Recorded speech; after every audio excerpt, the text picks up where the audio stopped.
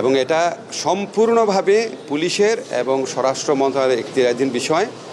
এখানে আইন মন্ত্রণালয়ের করার কিছু নাই। ঘটনাটা এটা সবার জন্য অত্যন্ত বেদনাদায়ক ছিল, সবাই প্রচণ্ড ক্ষুব্ধ ছিল ব্যাপারটা নিয়ে। তবে আপনাদের কয়েকটা জিনিস খুব স্পষ্টভাবে বলে আপনারা মনে রাখবেন, এই মামলাটা তদন্তাধীন অবস্থায় রয়েছে, তদন্ত কার্যক্রমের মধ্যে রয়েছে।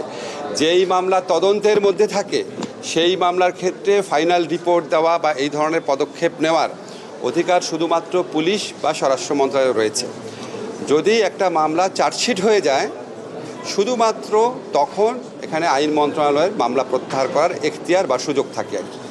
তো আমরা যখন এই জুলাই হত্যাকাণ্ড, জুলাই গণ অভ্যুত্থানকালে ছাত্র জনতার বিরুদ্ধে ফ্যাসিস্ট আওয়ামী লীগ সরকার যে সমস্ত ষড়যন্ত্রমূলক এবং মিথ্যা বানোয়াট মামলা করেছিল, আমি আমার দায়িত্ব নেওয়ার পরপরই তখন যে স্বরাষ্ট্রমন্ত্রী ছিলেন, তৎক্ষণকার যে আইজিপি ছিলেন, ওনাদের সাথে বৈঠক করে রিকোয়েস্ট করেছিলাম এই মামলাগুলোর ক্ষেত্রে তাড়াতাড়ি যেন নিষ্পত্তি করার ব্যবস্থা নেওয়া হয়।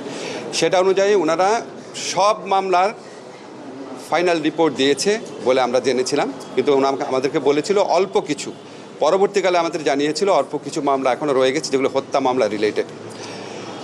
এবং এইরকম একটা মামলা, ফায়েজের মামলা, কালকে আমি খবর নিলাম ফায়েজের মামলাটা এরকম একটা মামলা, এবং এখানে 2 জন আসামি তারা 164 স্টেটমেন্ট দিয়েছিল।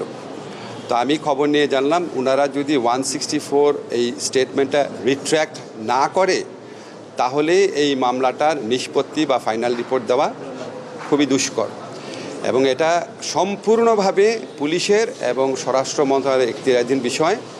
এখানে আইন মন্ত্রণালয়ের করার কিছু নাই। অনেক সময় অনেকে আপনারা হয়তো আমাকে চিনেন, ভালোবাসেন বা অপছন্দ করেন, যে কোনো কারণে হোক, যে কোনো ঘটনার জন্য ভেবে নেন এটা আমরা কিছু করছি না কেন। আমাদের যতই সদিচ্ছা থাক, একটা মামলা চার্জশিট পর্যায়ে আসার পর শুধুমাত্র আইন মন্ত্রণালয় কোনো কিছু করতে পারে, তার আগে কোনো কিছু করার স্কোপ আইন মন্ত্রণালয়ের নাই।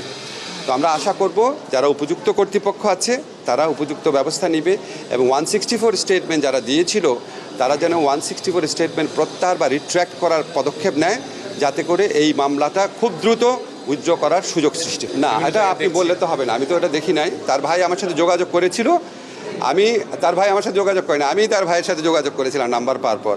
আমি তাকে বলেছি, বাবা এটাই হচ্ছে প্রক্রিয়া, এই প্রক্রিয়াতে যদি আগানো হয় তাহলে মামলাটা দ্রুত নিষ্পত্তি করা সম্ভব। আমি তাকে প্রক্রিয়াটা বুঝিয়ে বলেছি।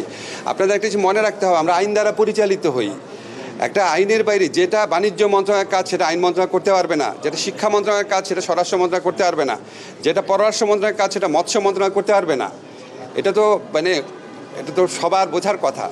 তো আমার যতই প্রত্যাশা থাক, যতই আন্তরিকতা থাক, যতই আমার ইচ্ছা থাক, এই কাজটা প্রক্রিয়াগতভাবে ঠিক না হওয়া পর্যন্ত অন্য মন্ত্রণালয়ের ব্যাপার, আমাদের এখানে কিছু করার নাই। আমাদের খালি সাজেশন দেওয়ার আছে, আমাদের খালি অনুরোধ করার আছে, এর বাইরে কিছু নাই। আমি ফাইয়াজের ভাইকে কালকে বুঝিয়ে বলেছি প্রক্রিয়াটা কি। আপনারা যারা 164 স্টেটমেন্ট দিয়েছিল ওনাদেরকে একটু কাইন্ডলি জিজ্ঞেস করেন যে সরকার আসছে 8 মাস হয়ে গেছে, ওনারা এখনও 164 স্টেটমেন্ট, যেটা আমি বিশ্বাস করি পুলিশ অত্যাচার করে নিয়েছে, নির্যাতন করে নিয়েছে বা ভয় দেখিয়ে নিয়েছে, তা 8 মাস হয়ে গেল ওনারা 164 স্টেটমেন্ট তো বুঝেন, বলা যে আমি আসলে করেছি অপরাধটা। তো ওনারা 164 স্টেটমেন্টে 8 মাস হয়ে গেছে, উইথড্র করছেন না কেন? এটা একটু কাইন্ডলি ওনাদের জিজ্ঞেস করেন।